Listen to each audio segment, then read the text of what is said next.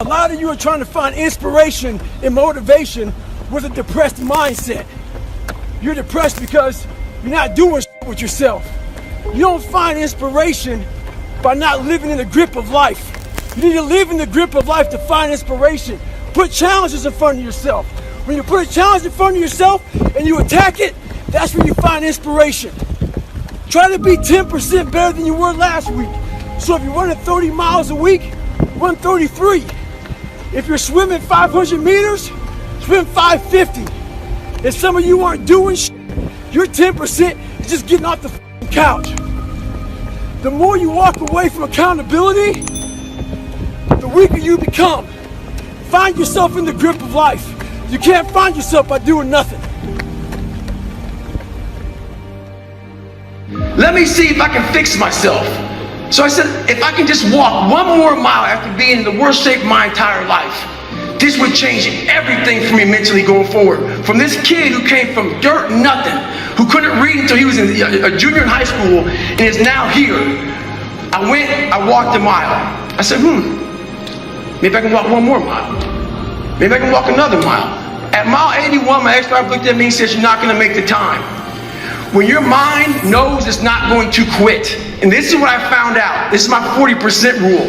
When your mind knows it's not going to quit, your body will adapt to whatever is in front of it. I ended up running 20 more miles. I did 101 miles in 19 hours and 6 minutes. And that one day changed, that 19 hours.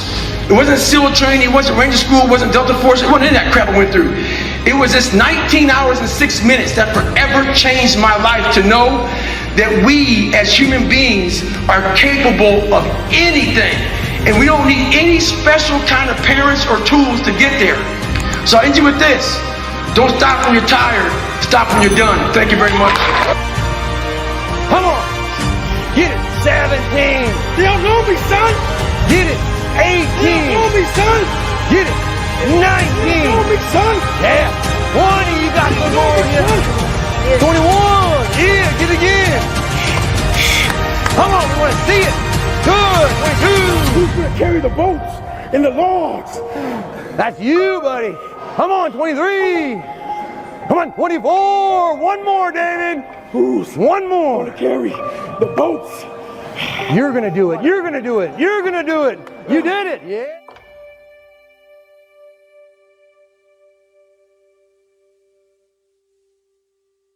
One thing that changed my life is my grandfather.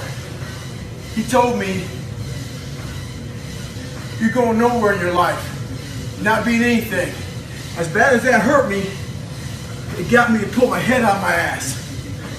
So learn to stay hard, have thick skin, and do what's right. What you need is the one thing I talk about in my book, which is straight up brutal work ethic. You have to be willing to outwork everybody in the world. And that's the hard part. That's the hard part. This isn't like some 5-step process where if you do these 5 steps, you're gonna end up with this magical world. No, I'm basically teaching you how to callous over your victim's mentality. This is all about the quitting mind.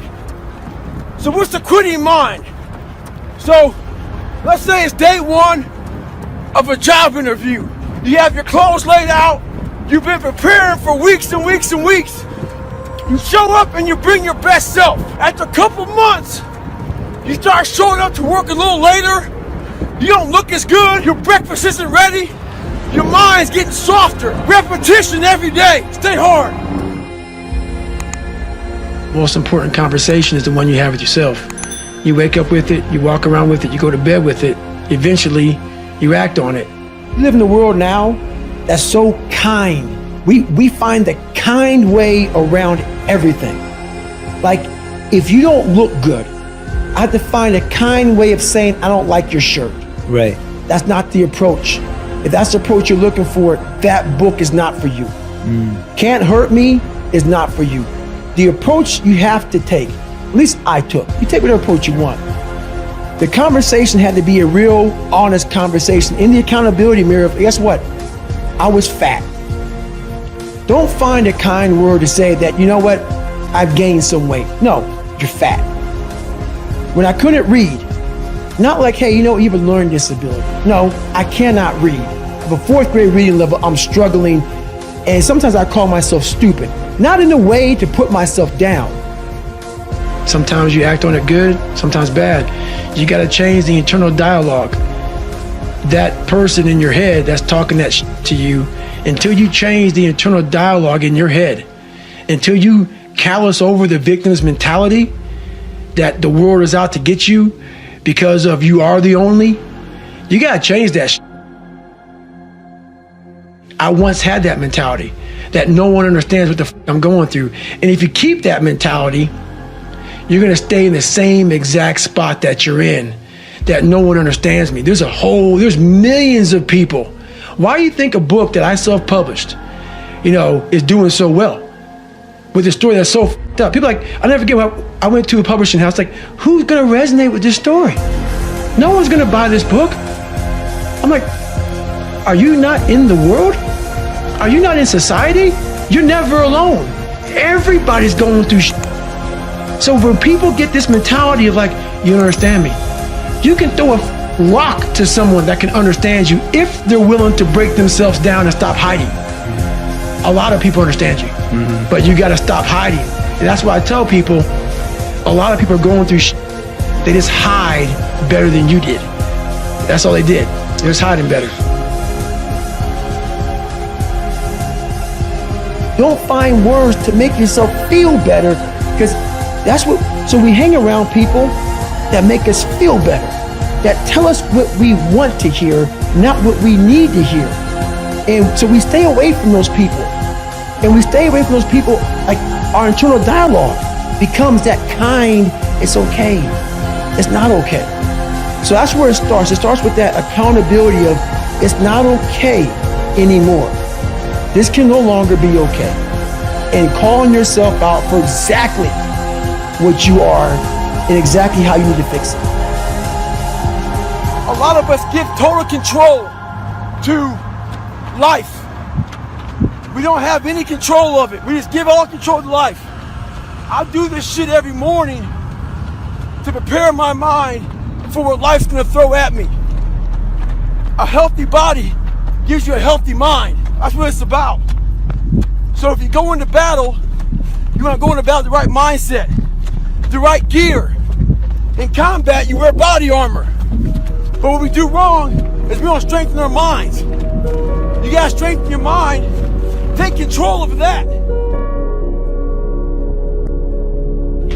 Most of us live our entire lives avoiding failure. It's funny. I walk around, people come up to me and they say, man, you're that Navy SEAL, you went through Ranger School, you were, Air Force TAC P, you did the pull-up record, you run all these ultra races, all this shit, man. The funny thing about it that I think about is this. They know that part of me. This is the part I know about myself.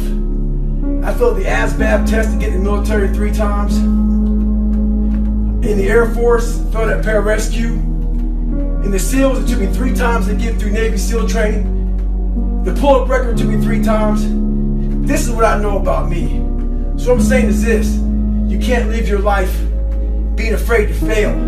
All those failures made me the success in the day. Stay hard, stay in the fight. As you know, I'm a serious introvert and very afraid of people. I got judged so much growing up that this is uncomfortable for me. All these podcasts, that's why I post once a week. But the one thing I realized why I wrote the book is, honestly, I have a story to tell, as we all have a story to tell. And what I realized on my journey was a lot of us don't believe that we can achieve the impossible. And along my journey, I started realizing, man, I gotta tell some people about this shit, man.